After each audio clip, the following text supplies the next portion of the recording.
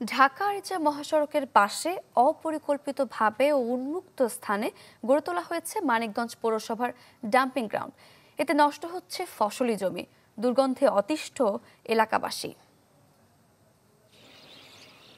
মানিকগঞ্জ শহর থেকে প্রায় ৪ কিলোমিটার দূরে ঢাকা-আরিচা মহাসড়কের পাশে এই ডাম্পিং গ্রাউন্ড, যেখানে প্রতিদিন ফেলা হয় হাসপাতাল, ক্লিনিক ও বাসাবাড়ির বর্জ্য।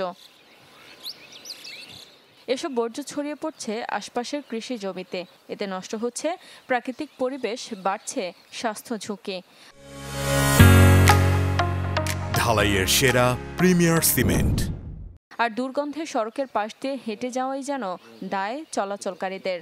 এখানে দুর্গন্ধ ছড়ানো অতিরিক্ত, তারপর বাতাস আসলে আরো দুর্গন্ধ হয়। এই এলাকার লোকজন চরম স্বাস্থ্য ঝুঁকির মধ্যে রয়েছে। ময়লা টয়লা আবি যাবি বহুত কিছু বর্ষা মাস বাইসা এসে খেতে টাবায় থাকে।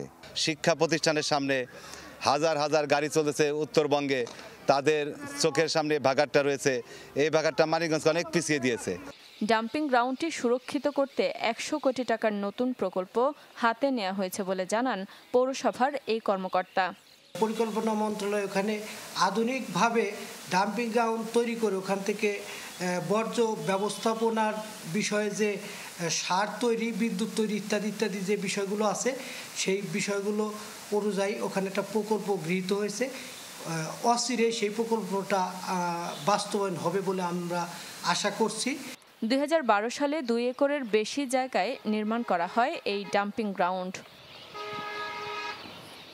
Desk report, channel 24।